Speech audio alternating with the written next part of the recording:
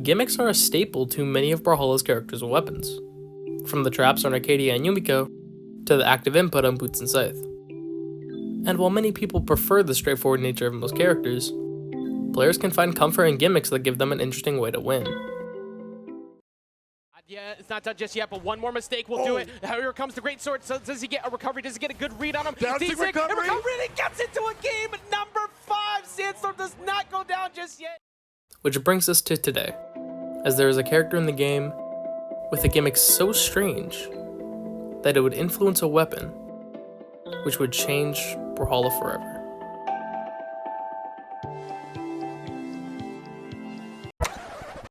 But before we head into the topic of this video, I do want to notify my YouTube community that I am doing an Ascend and Nyx giveaway over on my Twitter. I'll link the post in the description with all of the details on how to enter. And thank you Defensive for giving me the code to make this happen. Alright, let's get on with this freak of a character.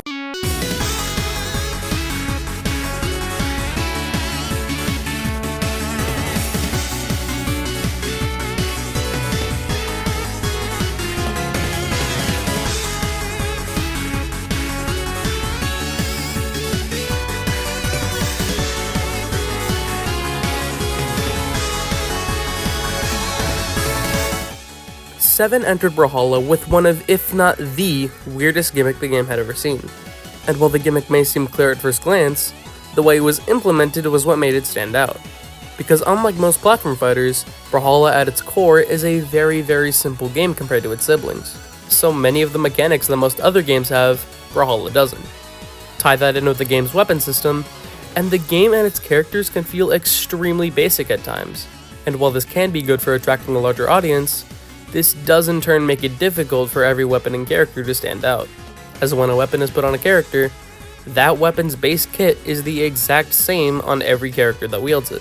This also applies to when weapons get gimmicks, as when a weapon has a gimmick, there's guaranteed to be 3 new characters with that weapon, so it doesn't really feel unique anymore, which has led Brawlhalla to use character specials, or signatures, as a way of making their character unique. And while many of them are straightforward, Brawlhalla has a plethora of signatures that make a character stand out. Stuff like traps, projectiles, active input, wall variations, movement control, whatever the hell you want to call Ezio's down sig. My point is, while these unique mechanics are cool, they don't really influence anything else about the character they're on. And to this day, no character in the game has that ability. Well, except for one. 7 at the time of this video coming out is the only legend in the game to have more than 6 signatures, and while the 3 on her cannon stayed the same, her spear down sig gives her access to longer and stronger signatures.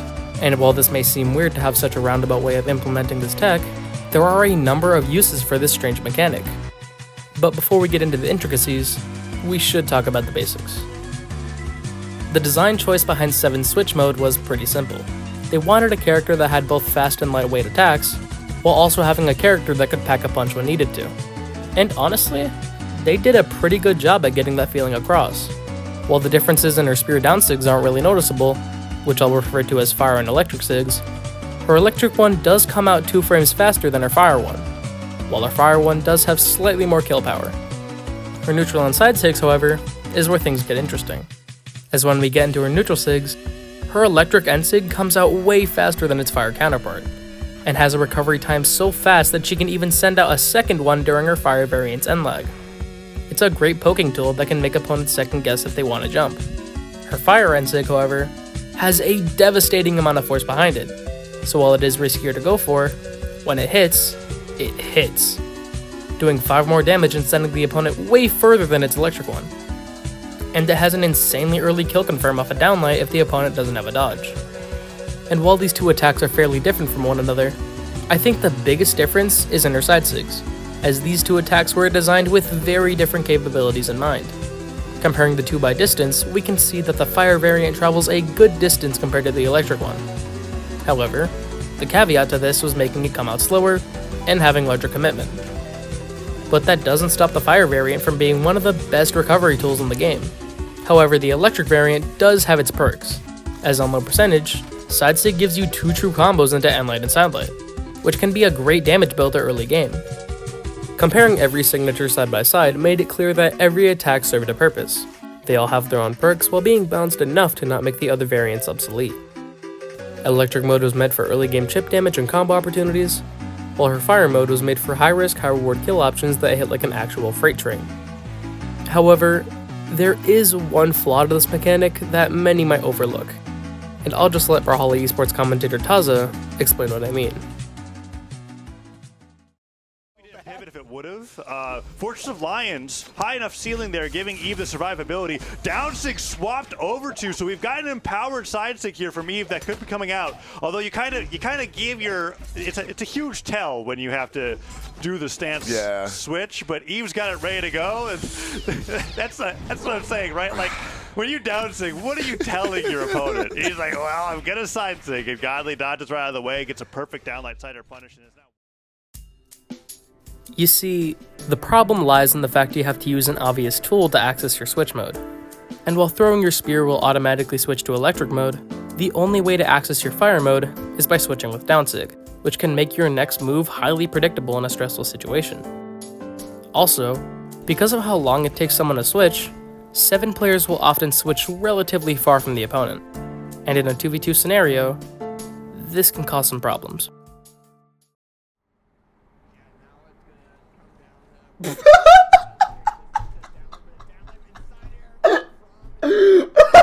Oh my god! Yeah, I'm crying, bro. How are we losing? Do it! Stickman, this is your chance! This is your chance! Yes! Come on! Hit it! Come on, hit it! Yes! Please!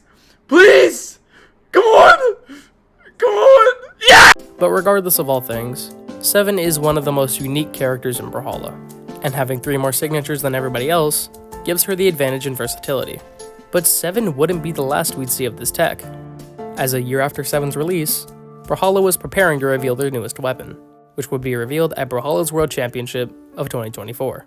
And on day 2 of BCX, Chakram would be revealed as the 15th weapon added to the game, with a mechanic that we had already seen before, but with much, much more variety.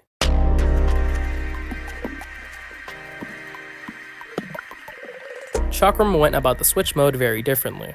While 7 used her switch mode to switch out her signatures, Chakram used downlight to switch into her 2 forms, fused and split, with both of these forms having all 8 unique attacks, giving Chakram the second largest amount of unique light attacks in the game. And just like 7, they both served a clear purpose. Split Chakram was made to be used as a fast-paced string weapon, while Fused Chakram was made to be used as a powerful yet slow killing tool.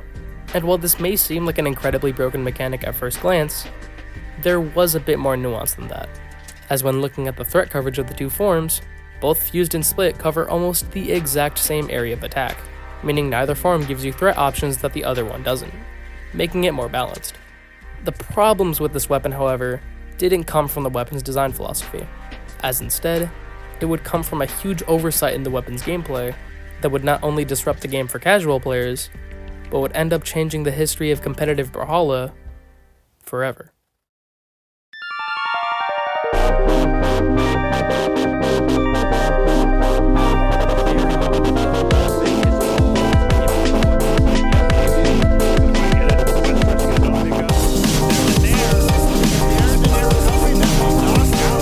Remember a couple minutes ago when I said each attack on 7's kit felt useful?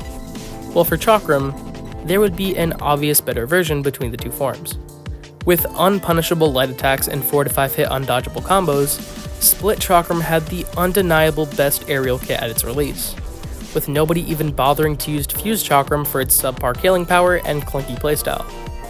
And while the next patch would nerf the weapon, it wouldn't be enough. And with that patch, Brawlhalla had just made one of the most broken weapons to ever be released tournament legal, with the next in-person tournament only a month away, with many people worried as to how the weapon might do.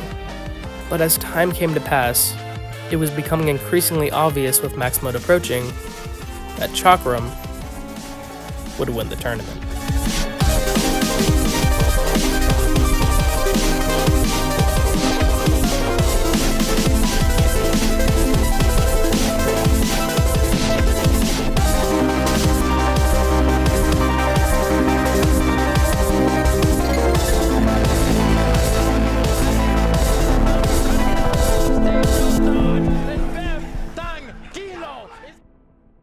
yeah, Chakram in its first ever allowed tournament would win the whole thing. And this wouldn't be the last of it either. Chakram would go on to top 3 at the Spring Championship in 4 out of the 5 regional tournaments, with 2 of those tournaments coming out with Chakram victors. But this would mark the end of Chakram's golden era, as a quick patch half a week later nerfed the weapon beyond recognition. But I think the craziest part to me is that all of this happened because they decided to use one of the most underrated characters in the game as a test dummy. I have been Beanman. This video took a lot of effort and a lot of sweat. So if you really do want to see more content like this, please consider subscribing and liking the video. I will always be making content if these videos do well.